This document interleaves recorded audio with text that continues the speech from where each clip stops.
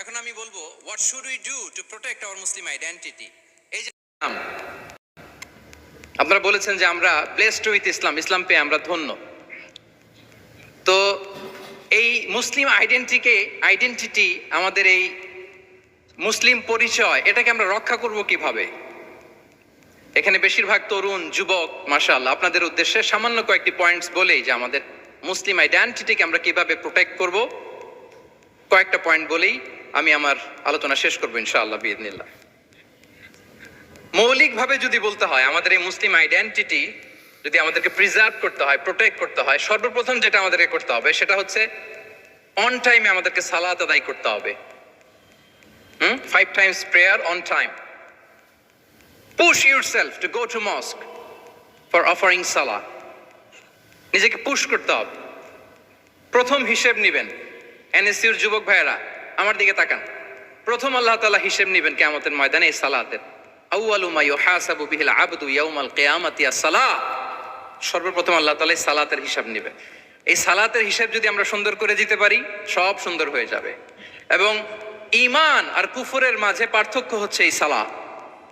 আওয়াজ করে বলুন, ঈমান আর কুফরের মাঝে পার্থক্য কি? এটাতে কোনো ছাড় নাই, compulsory. Push yourself to offer salah on time. এটাই আমাদের আইডেন্টিটি। মুসলিম আইডেন্টিটির প্রথম কথা হচ্ছে সালাত। যার সালাত নাই তার ঈমান নাই। আওয়াজ করে বলেন, যার সালাত নাই তার কি নাই? আমাদের অনেক তরুণরা মুসলিম উম্মার মুক্তি কিভাবে হবে এটা নিয়ে খুব পেরেশান, কিন্তু সালাতের ব্যাপারে উদাসীন। এরকম আছে না নাই? এটা হইল? এটা যায়? হ্যাঁ, যে ব্যক্তি মুসলিম উম্মার মুক্তি নিয়ে টেন্সড, সে সালাতে উদাসীন, এটা মেনে নেওয়া যায় না। তাহলে মুসলিম আইডেন্টিটি প্রোটেক্ট করতে হলে সর্বপ্রথম আমাদেরকে সালাতে যত্নবান হতে হবে, 1 নাম্বার। 2 নাম্বার হচ্ছে আল কোরআন আল কারীমের সাথে আমাদের অ্যাটাচমেন্টটাকে মজবুত করতে হবে। 1 নাম্বার হচ্ছে সালাত মুসলিম আইডেন্টিটির, 2 নাম্বার হচ্ছে কোরআন। আওয়াজ করে বলেন, 2 নাম্বার কি? কোরআনের সাথে আমাদের অ্যাটাচমেন্ট বাড়াইতে হবে। অনেকের কোরআনের ইন ডেপথ নলেজ অনেক ভালো, কোরআনের রিফ্লেকশন গুলো খুব ভালো জানে, কিন্তু কোরআন তেলাওয়াতের বেহাল দশা। এরকম আছে না? আবার আমাদের অনেক ভাইদের কোরআন তেলাওয়াত মাশাআল্লাহ খুব বিশুদ্ধ, কিন্তু তার আবার কোরআনের রিফ্লেকশন গুলো জানা নাই। দুইটাই আমাদের জন্য crisis. Recitation and reflection both are needed. দুইটাই লাগবে। যে প্রজন্ম কোরআন জানে না তারা কখনো সফল হতে পারে না। আই রিপিট, আমি আবারও বলছি, যে প্রজন্ম কোরআন জানে না তারা কখনো সফল হতে পারে না। তাহলে আমাদের মুসলিম আইডেন্টিটিকে যদি প্রিজার্ভ করতে হয়, প্রোটেক্ট করতে হয়, প্রথমে আমাদেরকে সালাতের ব্যাপারে সোচ্চার হইতে হবে, সচেতন হইতে হবে। 2 নম্বরে কোরআনের সাথে আমাদেরকে অ্যাটাচমেন্ট বাড়াইতে হবে। কোরআন যেমনি বিশুদ্ধভাবে আমার আবৃত্তি করতে, তেলাওয়াত করতে জানতে হবে, আবার কোরআনের রিফ্লেকশনগুলো, কোরআনের শিক্ষাগুলো আমাদেরকে জানতে হবে। দুটো গেল। 3 নম্বর হচ্ছে হালাল হারাম কনসার্ন। হালাল যদি আপনি মেনটেন না করেন, আপনার কোনো মুসলিম আইডেন্টিটি নাই। আল্লাহ বলছেন, কুলু মিম্মা ফিল আরদি হালালান তাইয়্যিবা। এই জমিনে যেগুলোকে আমি হালাল করেছি এগুলো তোমরা কনজিউম করো। সম্মানিত শুধু খেয়াল রাখবেন, হালালের ভেতরেই বরকত আছে। হালালে কি আছে? হারামে কোনো বরকত নেই। হারামে আছে সাময়িক উত্তেজনা আর উন্মাদনা। কিন্তু হালাল, এর ভেতরে আল্লাহ তাআলা বারাকা ঢুকিয়ে দিয়েছেন। তাহলে আমরা হালাল কনজিউম করব। কি বলেন? সব ক্ষেত্রে। হারাম খেয়ে, হারাম কনজিউম করে যে ব্যক্তি দোয়া করে, যারা হারাম খায় তাদের দোয়া আল্লাহ কবুল করে না। এবং হারাম খেয়ে বর্ধিষ্ণু দেহ আল্লাহর জান্নাতে প্রবেশ করবে না। লা ইয়াদখুলুল জান্নাতা জাসাদুন গুযিয়া বিল হারাম। হারাম খেয়ে যে দেহ নাদুস নুদুস হয়েছে, ওই দেহ কখনো আল্লাহর জান্নাতে প্রবেশ করবে না। এজন্য খবরদার, আমাদের সবকিছু আমরা হালাল দিয়ে সাজাবো ইনশাআল্লাহ। বলেন সবাই। আমাদের অনেকে একটা ভুল করে, সেটা হচ্ছে অনেকে খাবারের ক্ষেত্রে খুব কনসার্ন, যেটা হালাল হইতে হবে, যেটা আমি কনজিউম করব এটার ব্যাপারে খুব কনসার্ন, কিন্তু অন্যান্য বিষয়ে তার আর কোনো খেয়াল নাই, প্রক্ষেপ নাই। এরকম আছে না নাই? বলেন। আমাদের সরকারি বিভিন্ন অফিসগুলোতে ঘুষ আছে না? ঘুষ আছে। দেখবেন সরকারি অনেক হিন্দু কর্মকর্তা গরুর গোশত খায় না। কেন খায় না? তার ধর্মে এটা নিষেধ, গরু খেতে চায় না। আচ্ছা, আবার সরকারি অফিসগুলোর অনেক মুসলিম কর্মকর্তা দেখবেন সরকারি কাজে থাইল্যান্ড গিয়েছে, চায়না গিয়েছে, খুঁজে খুঁজে হালাল রেস্টুরেন্ট খোঁজে, ওয়াইন খায় না, পর্ক খায় না। কারণ কেন খায় না? এটা ইসলামে নিষেধ। কিন্তু দুই অফিসারই, মুসলিম অফিসার, হিন্দু অফিসার, দুইজনই আবার ঘুষ খায়। হয় না এরকম? হিন্দু অফিসার গরুর গোশ খায় না, তার ধর্মে নিষেধ। মুসলিম অফিসার ওয়াইন খায় না, পর্ক খায় না, তার ধর্মের নিষেধ। তো ঘুষও তো দুই ধর্মের নিষেধ। কি বলেন? তাহলে যেটা খাবো, কনজিউম করবো, শুধু এইটার ব্যাপারেই কি হালাল? না, ইউর ইনকাম শুড বি হালাল, ইউর ফ্যাশন শুড বি হালাল, ইউর এন্টারটেইনমেন্ট শুড বি হালাল, ইউর রিলেশনশিপ শুড বি হালাল। আপনার রিলেশনশিপও কি হইতে হবে? এই তো আসল জায়গায় চলে আসছি এখন।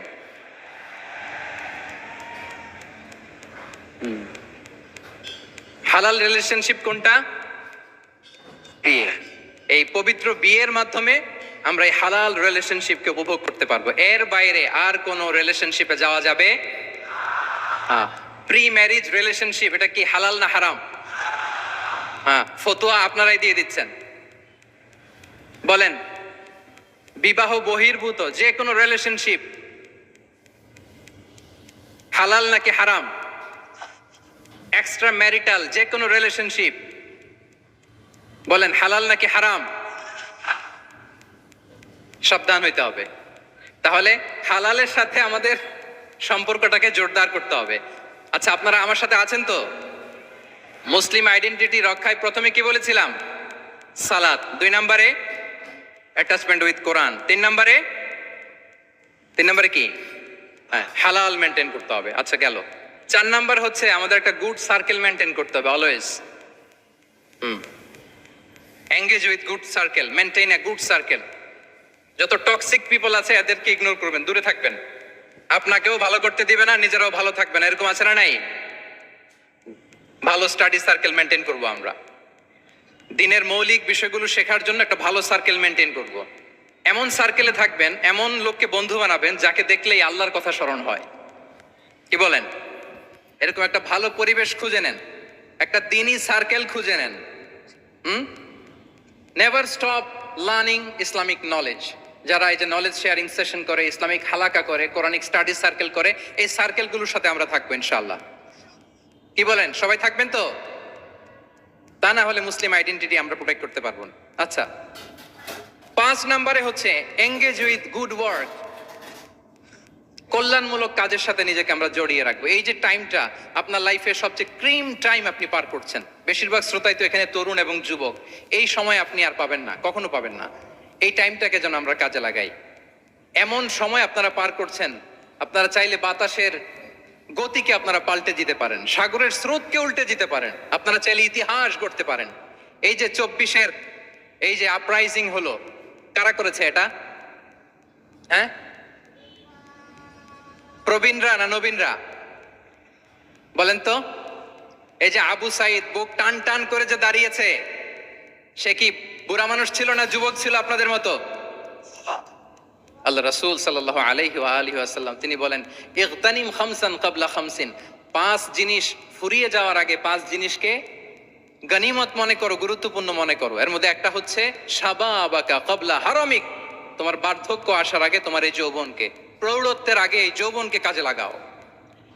এবং কিয়ামতের দিন আল্লাহ তাআলা 7 শ্রেণীর ব্যক্তিকে তার সুশীতল আরশের নিচে ছায়া দিবেন, যেদিন আল্লাহর আরশের সুশীতল ঠান্ডা ছায়া ছাড়া আর কোনো ছায়ার ব্যবস্থা থাকবে না। ওই 7 শ্রেণীর ব্যক্তির মধ্যে এক ব্যক্তি হচ্ছে ওয়াশাবুন নাশা ফি ইবাদাতিল্লাহ। এমন যুবক যে আল্লাহর ইবাদতে তার যৌবনকে কাটিয়েছে। বলেন, ওইরকম যুবক হতে আমরা চাই কি চাই না? তাহলে আমাদের এই যৌবনকে আমরা কাজে লাগাবো। 6 নম্বরে হচ্ছে কনসিস্টেন্সি, ধারাবাহিকতা। আরবিতে বলে আল মুদাওয়ামা। এই যে আজকে মাশায়েখরা এখানে কথা বলবেন, এত মোটিভেটেড হইছেন, কালকে থেকে মাশাআল্লাহ নামাজ, নফল রোজা, কোরআন তেলাওয়াত শুরু করছেন, কিন্তু 10 দিন পরে আবার শেষ, 1 সপ্তাহ পরে আবার আর নাই মোটিভেশন। এরকম হয় কি হয় না? আমরা কি শুধু 7 দিনের জন্য মোটিভেশন নেব আজকের কনফারেন্স থেকে, নাকি আজীবনের জন্য নেব? আজীবনের জন্য নেব, ধারাবাহিকভাবে। রেগুলার আমরা কিছু নফল ইবাদত করব, রেগুলার আমরা আধা পৃষ্ঠা হলেও আল্লাহর কিতাব কোরআন তেলাওয়াত করব, প্রতিদিন 2টি আয়াত হলেও আমরা অর্থ পড়ব, একটি হলেও আল্লাহ রাসূল সাল্লাল্লাহু আলাইহি ওয়াসাল্লামের হাদিস আমরা পড়ব। তাহলে ধারাবাহিক আমল আল্লাহর কাছে খুব প্রিয়। আহাব্বুল আ'মালি ইলাল্লাহি আদওয়ামুহা ওয়া ইন কাল্লা। রাসূল সাল্লাল্লাহু আলাইহি ওয়াসাল্লাম বলেন আল্লাহর কাছে সবচাইতে প্রিয় আমল ওইটা যেটা আমার বান্দা নিয়মিত করে, ধারাবাহিকভাবে করে, যদিও পরিমাণে ওইটা অল্প, যদিও পরিমাণে সেটা কি অল্প। তাহলে এই মোটিভেশনকে আমরা কন্টিনিউ করব ইনশাআল্লাহ, বলেন সবাই। সব শেষে খুবই গুরুত্বপূর্ণ হাম্বলনেস, বিনয় থাকতে হবে আমাদের, ডাউন টু আর্থ হইতে হবে। আমাদের মুসলিম আইডেন্টিটির সাথে অ্যারোগেন্সের কোনো সম্পর্ক নাই। ওমা তাওয়াদা আহাদুন লিল্লাহি ইল্লা রাফাআহুল্লাহ। রাসূল সাল্লাল্লাহু আলাইহি ওয়াসাল্লাম বলেন যে আল্লাহর জন্য বিনয়ী হয়, নিচু হয়, আল্লাহ তাকে সম্মানিত করেন। বলেন আমরা সম্মানিত হতে চাই কি চাই না? রাসূল সাল্লাল্লাহু আলাইহি ওয়াসাল্লাম দোয়া করতেন, আল্লাহুম্মা জাআলনি সাবুরা ওয়া জাআলনি শাকুরা ওয়া জাআলনি ফি আইনি সাগীরা ওয়া ফি আয়ুনিন নাসি কাবীরা। হে আল্লাহ আপনি আমাকে শুকরগুজার বান্দা বানান, হে আল্লাহ আপনি আমাকে ধৈর্যশীল বান্দা বানান, হে আল্লাহ আপনি আমাকে আমার নিজের চোখে আমাকে ছোট বানান, মানুষের চোখে আপনি আমাকে বড় বানান। রাসূল সাল্লাল্লাহু আলাইহি ওয়াসাল্লাম নিজ চোখে ছোট থাকতে চেয়েছেন, ফলে গোটা বিশ্বের চোখে রাসূল সাল্লাল্লাহু আলাইহি ওয়াসাল্লামকে বড় মহামানব বানিয়েছেন কে? এখন আপনি নিজের চোখেই যদি বলেন যে আমি অনেক বড়, তাহলে হবে না। এই হাম্বলনেসটা আমাদের থাকতে হবে সম্মানিত ভাইয়েরা। আমাদের অনেক তরুণদেরকে আমি দেখি যে নতুন দিনে ফিরেছে, নতুন তার মধ্যে উপলব্ধি আসছে, রিয়েলাইজেশন আসছে যে আগে রং ট্র্যাকে ছিলাম, এখন রাইট ট্র্যাকে আসতে চাই, ইসলামকে অনুশীলন করতে চাই। আলহামদুলিল্লাহ, খুব ভালো। তো তার যখন রিয়েলাইজেশন আসছে, সে কিছু পড়াশোনা শুরু করে দেয়, কিছু পড়াশোনা করে, কিছু স্কলারসদের লেকচার শুনে। তো অনেক তরুণের মধ্যে এই সমস্যাটা একটা কমন ফেনোমেনা যে একটু পড়াশোনা করে, একটু কিছু স্কলারসদের লেকচার শুনেই ও মনে করে যে আমি সব জেনে গেছি। কি মনে করে? আমি সব জেনে গেছি। এরপরে এখানেই ক্ষান্ত হয় না, এরপরে সে ভুল ধরতে আরম্ভ করে স্কলারসদের। সে বলে যে উনি এই ভুল করছে, উনি এই ভুল করছে, উনি ভ্রান্ত, উনি বাতিল। এরকম একটা কমন ফেনোমেনা আমাদের মধ্যে আছে না নাই বলেন? না, অ্যাবসলিউটলি রং। শিক্ষানবিশ যারা, তারা এটা করবে না। কিছুই শিখেননি আপনি, কিছুই জানেননি এখনো, অনেক দূর যেতে হবে আপনাকে। কোনো বিষয়ে কমেন্টস করতে গেলে, কোনো ইস্যু নিয়ে আপনাকে মন্তব্য করতে গেলে আপনাকে অগাধ পাণ্ডিত্য অর্জন করতে হবে, তারপরে আপনি সে বিষয়ে কথা বলতে পারবেন। তাহলে এই জাতীয় অ্যাটিটিউড যেন কখনো, এগুলো শয়তান করে, এই অ্যাটিটিউড যদি আমার মধ্যে ঢুকে, আপনি হয়তো ইসলাম থেকেও দূরে সরে যাবেন। আল্লাহ এই ধরনের অ্যাটিটিউড থেকে আমাদেরকে হেফাজত করুক, আমরা পড়ি আমিন। তাহলে সম্মানিত সুধী, being proud of our Muslim identity, এই টপিক নিয়ে আমি 2টা বিষয়ে কথা বলেছি, যে আমরা কিভাবে আমাদের এই মুসলিম আইডেন্টিটিকে প্রিজার্ভ করব, প্রোটেক্ট করব, আর কেন আমাদের এই মুসলিম আইডেন্টিটি নিয়ে গর্ববোধ করা উচিত। সম্মানিত সুধী মণ্ডলী, ইসলাম হচ্ছে আমাদের কোর আইডেন্টিটি, এবং ওমর ফারুক রাদিয়াল্লাহু তাআলা আনহু বলেছেন, এখানে ইসলামই আমার সম্মান, ইসলামই আমার ইজ্জত। ইসলামের বাইরে যেয়ে যদি আমরা ইজ্জত খুঁজতে চাই, আমাদেরকে আল্লাহ তাআলা অপমানিত করবেন। তাহলে আমরা বোল্ডলি যেন এটা বলি যে আমি মুসলিম। যে আয়াত দিয়ে আমি শুরু করেছি সেটা দিয়ে শেষ করি। আল্লাহ তাআলা বলছেন, ওমান আহসানু কাওলাম মিম্মান দাআ ইলাল্লাহি ওয়া আমিলা সালিহাও ওয়া ক্বালা ইন্নানি মিনাল মুসলিমিন। তার চেয়ে শ্রেষ্ঠ কথা আর কার হতে পারে যে মানুষকে আল্লাহর দিকে ডাকে, নিজে সৎকর্ম করে আর বলে ইন্নানি মিনাল মুসলিমিন, নিশ্চয় আমি মুসলমান।